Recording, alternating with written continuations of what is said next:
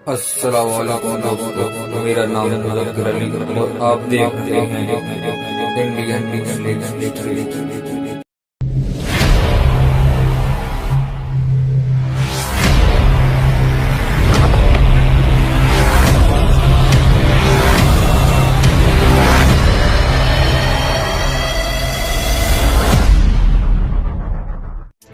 दोस्तों, अक्सर हिंदू लोग ये कहते हैं कि महमूद गजनवी, मोहम्मद गोरी, बाबर ये सब विदेशी थे, हिंदुस्तान के नहीं थे। मगर दूसरी तरफ यही लोग अखंड भारत का रोना भी रोते हैं और कहते हैं कि पाकिस्तान, अफगानिस्तान, तिब्बत ये सब पहले भारत का ही हिस्सा हुआ करते थे। ये नक्शा देखिए, इनके हिसाब से ये अखंड भारत था। गौर करिए, इसमें अफगानिस्तान को भी भारत का ही हिस्सा बताया गया है, जो कि सन 1876 में भारत से अलग हुआ इनके हिसाब से। अब सवाल ये पैदा होता है कि अगर अफगानिस्तान भी भारत का हिस्सा था तो महमूद गजनवी, मोहम्मद गोरी, बाबर ये लोग विदेशी कैसे हुए? ये लोग तो उस वक्त अफगानिस्तान में पैदा हुए जब अफगानिस्तान भारत का ही हिस्सा हुआ करता था। खैर, पिछले एपिसोड में आपने बादशाह शाहजहां के बारे में जाना था। शाहजहां के बाद उसका बेटा औरंगजेब मुगल सल्तनत का बादशाह बनता है। औरंगजेब पर मैंने पहले से वीडियो बना रखी है, जिसमें मैंने बताया है कि किस तरह औरंगजेब ने सत्ता हासिल की, क्यों औरंगजेब ने हिंदू मंदिरों को तोड़ा और क्यों उन पर जिजिया लगाया। आज की ये video Aurangzeb versus Shivaji, Maratha versus मुगलों पर होगी। और साथ ही मैं आपको ये भी बताऊंगा कि औरंगजेब ने शिवाजी के बेटे संभाजी को क्यों मरवाया था।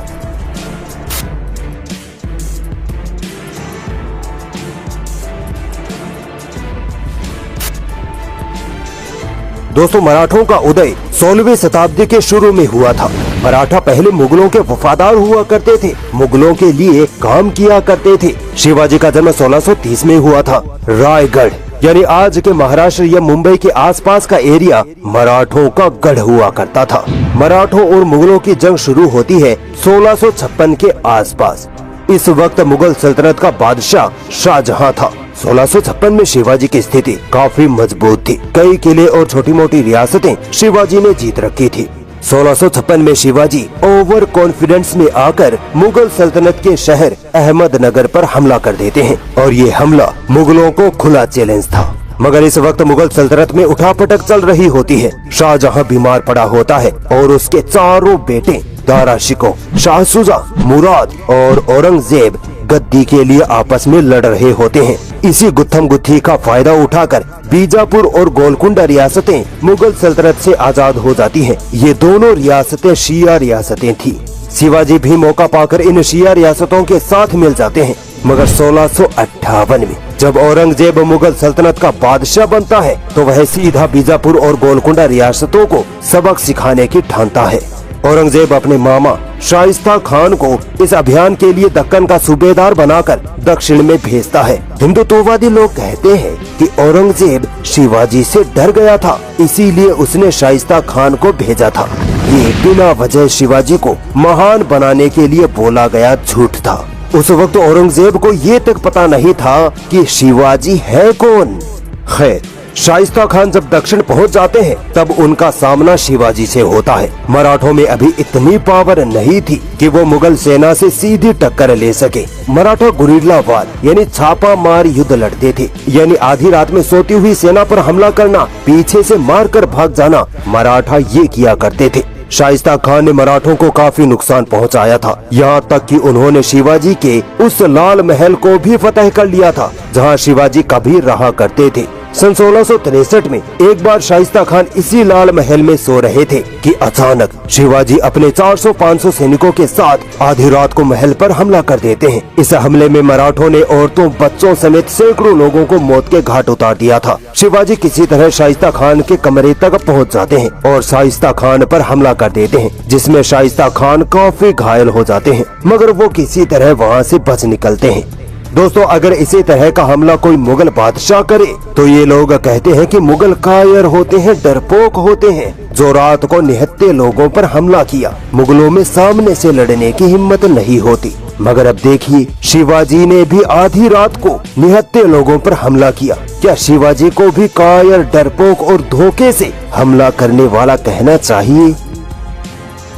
दोस्तों शाइस्ता खान ने मराठों को काफी हद तक कमजोर कर दिया था। इसी वजह से मराठों के पास धन दौलत की कमी आ जाती है। पैसों के लालच में शिवाजी सूरत को लूटने का प्लान बनाते हैं और सन 1664 में शिवाजी सूरत में भयंकर तरीके से लूटमार करते हैं। कत्लेआम होता है, कई लोगों के घरों को उजाड़ दिया जाता है, जिनमें ज्यादातर हिंदू ही होते हैं। सोचिए यही काम अगर मुगल करते तो उनको लुटेरा कहा जाता, मगर शिवाजी को।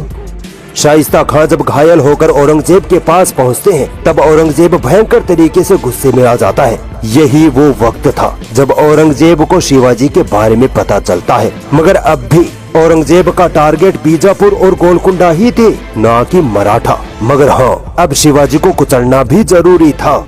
इसीलिए औरंगजेब अपने वफादार सेनापति राजा जयसिंह को दक्कन का सूबेदार बनाकर साउथ की तरफ रवाना कर देते हैं। राजा जयसिंह आते ही मराठों पर इस कदर टूट पड़ते हैं कि मराठों को भागने तक का मौका नहीं मिलता। मराठों और शिवाजी को हद से ज्यादा ग्लोरीफाई किया जाता है। उनको बढ़ा चढ़ाकर इतना ताकतवर बताया जाता है कि जैसे मराठों ने मुगलों के आगे कभी घुटने नहीं टेके थे। मगर इतिहास इसके बिल्कुल उलट है।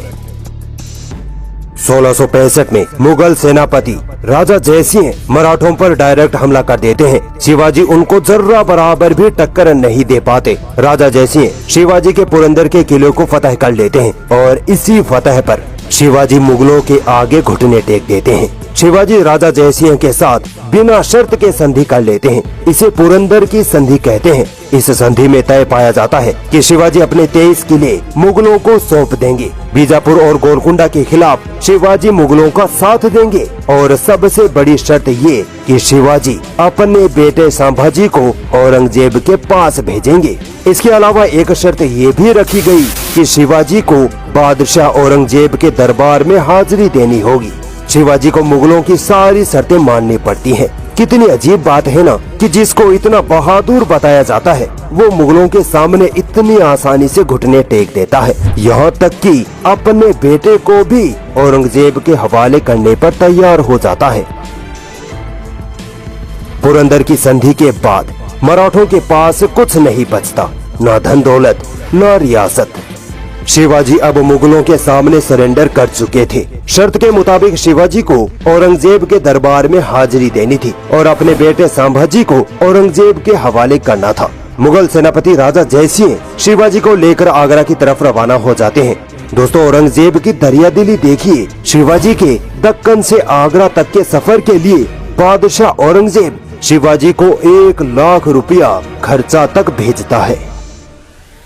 शिवाजी औरंगजेब के दरबार में पहुंच जाते हैं। अब नजारा देखिए, खूब भीड़ लगी है। कई दूसरी रियासतों के राजा महाराजा भी बादशाह औरंगजेब के सामने हाजिरी देने के लिए खड़े हैं। दस्तूर के मुताबिक शिवाजी औरंगजेब के सामने झुककर 3 बार सलाम करते हैं। चूँकि बादशाह औरंगजेब के सामने शिवाजी एक छोटी सी रियासत का हारा हुआ राजा था, इसीलिए बादशाह औरंगजेब शिवाजी पर ज्यादा तवज्जो नहीं देते और शिवाजी को बाकी राजाओं के साथ बिल्कुल पीछे खड़ा कर देते हैं। औरंगजेब का ये बर्ताव शिवाजी को गुस्सा दिला देता है और शिवाजी वहीं दरबार में चिल्लाने लगते हैं कि मेरे साथ ऐसा बर्ताव क्यों? मैं एक राजा हूँ, न कि कोई मनसबदार। शिवाजी की इस गुस्ताखी की वजह से उनको गिरफ्तार कर लिया जाता है। मगर दोस्तों कुछ ही महीनों में शिवाजी मुगलों को चकमा देकर फरार हो जाते हैं और सीधा दक्कन पहुंच जाते हैं। अब तक शिवाजी के दिल में औरंगजेब का खौफ बैठ चुका था, इसीलिए दक्कन पहुंचते ही शिवाजी बादशाह औरंगजेब को खत लिखते हैं कि मुझे माफ कर दीजिए, मैं आगे से ऐसी गलती नहीं करूंगा, यानी मुगलों से लड़ने की कोशिश नहीं करूंगा। दोस्तों मुझे तो अफसोस होता है कि जिस शिवाजी के बारे में आज हम इतना कुछ सुनते हैं कि वो इतने बहादुर थे, बेखौफ मुगलों से टक्कर लेने वाले थे, उन शिवाजी महाराज ने इतिहास में बादशाह औरंगजेब आलमगीर को माफीनामा तक लिखा था। बादशाह औरंगजेब भी शिवाजी को माफ कर देते हैं और शिवाजी को आजाद हुक्मरान मान लेते हैं। यहाँ तक कि शिवाजी को राजा की उपाधि भी देते हैं, क्योंकि दोस्तों शिवाजी बादशाह औरंगजेब के लिए कोई बड़ी चुनौती नहीं थे। अगर ऐसा होता तो औरंगजेब उनको आजाद हुक्मरान और राजा की उपाधि नहीं देते। कुछ साल तो शिवाजी शांति से बैठे रहते हैं, मगर फिर सन 1670 में शिवाजी फिर से सूरत में जबरदस्त लूटमार मचाते हैं, मार काट की जाती है और साथ में शिवाजी मुगलों के साथ की गई पुरंदर की संधि का भी उल्लंघन करते हैं। यानी शिवाजी ने औरंगजेब के साथ वादा खिलाफी भी की थी। 1680 तक मराठों और मुगलों में छोटी मोटी भिड़ंत जारी रहती है। कभी मराठा मुगलों को पीछे धकेलते हैं तो कभी मुगल मराठों को। फिर सन 1680 में शिवाजी को साजिश के तहत उनके ही घर वालों ने, गालिबन उनकी पत्नी ने, जहर देकर मार डाला। दोस्तों, एक हैरानी की बात बताता हूँ। आज के ब्राह्मणवादी लोग शिवाजी को हिंदू धर्म का सबसे बड़ा रक्षक और योद्धा कहते नहीं थकते। मगर क्या आपको पता है, जब 1674 में शिवाजी अपनी ताजपोशी करवा रहे थे, तब ब्राह्मणों ने उनकी ताजपोशी करने से इनकार कर दिया था, ये कहकर कि शिवाजी एक शूद्र है, यानी नीची जाति का है, इसीलिए शिवाजी को राजा नहीं बनाएंगे। उसके बाद शिवाजी की काफी इंसल्ट हुई थी, मगर शिवाजी किसी तरह एक ब्राह्मण को रिश्वत देकर अपने आप को क्षत्रिय जाति का सिद्ध करवा लेते हैं। ब्राह्मण फिर भी नहीं मानते, मगर अब शिवाजी के पास सत्ता थी, पावर थी, इसीलिए ना चाहते हुए भी ब्राह्मणों को शिवाजी को शूद्र से क्षत्रिय मानकर उनकी ताजपोशी करनी पड़ी। अब आते हैं कि औरंगजेब ने शिवाजी के बेटे संभाजी को क्यों मरवा दिया था। दोस्तों, पुरंदर की संधि के तहत शिवाजी ने अपने बेटे संभाजी को औरंगजेब के हवाले कर दिया था। औरंगजेब ने संभाजी को औरंगाबाद में 5000 घोड़ों का मनसबदार बना दिया। 1680 में शिवाजी की मौत होते ही मराठा रियासत बिखरने लगी, इसीलिए संभाजी मुगलों से निकलकर मराठों में वापस जा मिले और राजगद्दी अपने नाम कर ली। सन 1681 में औरंगजेब का बेटा अकबर औरंगजेब के खिलाफ बगावत कर देता है और भागकर संभाजी के पास पहुंच जाता है। अकबर को औरंगजेब के हवाले करने के बजाय संभाजी उल्टे अकबर की मदद करते हैं और उसकी बगावत को और हवा देते हैं। बादशाह औरंगजेब अपने बेटे अकबर के पीछे पीछे आगरा से दक्कन आ पहुँचते हैं। कुछ सालों तक औरंगजेब अपने बेटे अकबर से ध्यान हटाकर बीजापुर और गोलकुंडा को जीतने पर ध्यान लगाते हैं और सन 1686 और 87 में दोनों रियासतों को जीतकर मुगल सल्तनत में मिला लेते हैं। अब बारी आती है बागी अकबर की मदद करने वाले संभाजी की। चूँकि दोस्तों मराठा कभी भी मुगलों से सीधी टक्कर नहीं लेते थे, वो गुरिल्ला वार के तहत ही छुप छुप कर मुगलों को नुकसान पहुंचाया करते थे। इसी गुरिल्ला वार में एक दिन संभाजी मुगलों के हत्थे चढ़ जाते हैं। संभाजी को पकड़कर बादशाह औरंगजेब के सामने पेश किया जाता है। दोस्तों, मराठों और शिवाजी और संभाजी को महान और मुसलमानों से लड़ने वाले वीर हिंदू योद्धा बताने के लिए बहुत बड़े बड़े झूठ और बिना सबूतों की कहानियां गढ़ी गई, जिनमें एक कहानी ये थी कि औरंगजेब ने संभाजी से कहा कि इस्लाम कबूल कर लो तो तुम्हें बख्श दिया जाएगा, मगर संभाजी ने इस्लाम कबूल नहीं किया। इसीलिए औरंगजेब ने संभाजी के टुकड़े टुकड़े करवाकर उनको मौत के घाट उतार दिया। ये एकदम लॉलीपॉप वाली कहानी है। अगर औरंगजेब को संभाजी को जबरदस्ती इस्लाम ही कबूल करवाना होता तो जब शिवाजी अपने बेटे संभाजी को औरंगजेब के पास छोड़कर गए थे, तब संभाजी महज 9 साल के बच्चे थे। औरंगजेब चाहते तो संभाजी को जबरदस्ती मुसलमान बना सकते थे, मगर उन्होंने ऐसा नहीं किया। यहाँ तक कि संभाजी कई सालों तक मुगलों के अंडर काम करते रहे, फिर भी उनको इस्लाम कबूल करने के लिए नहीं कहा गया। दूसरी बात ये कि औरंगजेब इतना कमजोर बादशाह नहीं था जो अपनी आवाम के कातिल को और मुगल सल्तनत को नुकसान पहुंचाने वाले को महज इस्लाम अपनाने पर छोड़ दे। दरअसल संभाजी को बाकायदा मुगल अदालत में पेश किया गया था। उन पर बेकसूर मुसलमानों का कत्ल करना, औरतों का रेप करना और औरंगजेब के बेटे अकबर की बगावत में मदद करने के इल्जाम में इंसाफ के साथ मौत की सजा सुनाई गई थी। इतिहास को पढ़िए ताकि वहम से बाहर निकल सको। दोस्तों, अगले एपिसोड में हम मुगल वर्सेस सिख साम्राज्य की बात करेंगे और ये भी जानेंगे कि औरंगजेब ने सिख गुरुओं का कत्ल क्यों करवाया था।